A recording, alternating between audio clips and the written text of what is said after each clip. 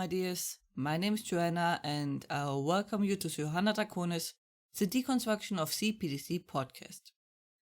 In this episode, we will talk about being ways to be a victim. It doesn't really matter if it is intentional or not. Also, I'm not referring to grooming. That is another topic for another time. Many people wonder why they are prone to fall for predators or why they have such a hard time to stand up for themselves, and why they are just such a doormat or the like. This leads often to feeling of strong insecurity, vulnerability, and so on. Many don't really know why they are like that. So it is important we talk about it. I have come now to the point in my life where people are commenting on how good I am standing up for myself and how they never could do that. Which is a very weird feeling, as just a few years ago I said the same things. You really don't notice how much you change until in moments like these. I had of course time in the meantime to find out what the reason for that behavior is and how to rewrite yourself, so to speak.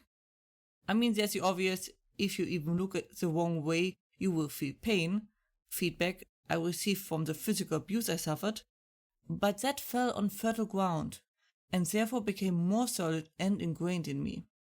It made the sort of behavior way stronger, but did not create it.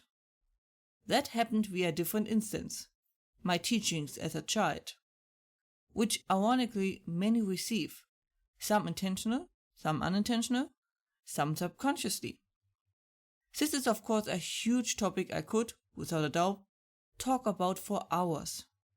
So this episode we focus on what teaching makes you the prime target to be a victim to bullying, abusers, narcissists, and the like.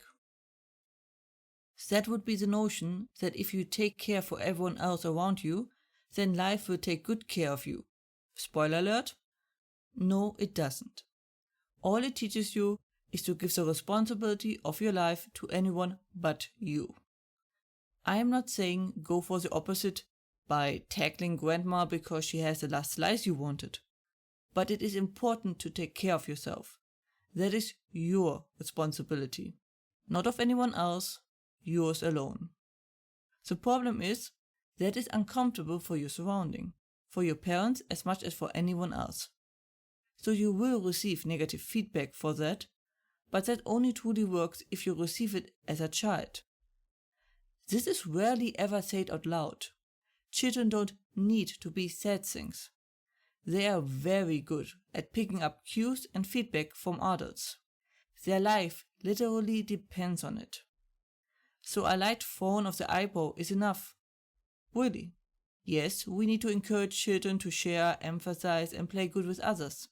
But it's also important to teach them that their needs matter, especially over other people's wants, which is often the want the child to obey.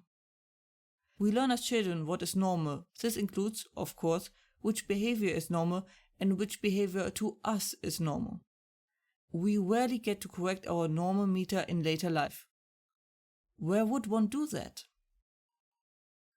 The side effect of giving the responsibility of your life to everyone but you is you learn not to make choices for yourself. Ever felt overwhelmed when having to face a career path? Issues saying what you really want? If you set your life up to just respond to everyone else around you, you don't learn to make choices for yourself, but only how to pick between the options that other people are giving to you. This also makes you constantly rely on the feedback of those around you. This can be confirmation that you're doing the right thing, that something you created was good, your political opinion is right, and so on. But most importantly is the feedback that you are a valued person. This leads often to not daring to rock the boat, say no, make other people unhappy, feeling useless, and or the like. This is also one of the factors for your own voice not mattering. But I plan to get into that another time. The good news, you can learn making choices and responsibility and all that. But it will take time and practice. So to reiterate, you have rights. Your rights end where mine begin, and mine end where yours begin.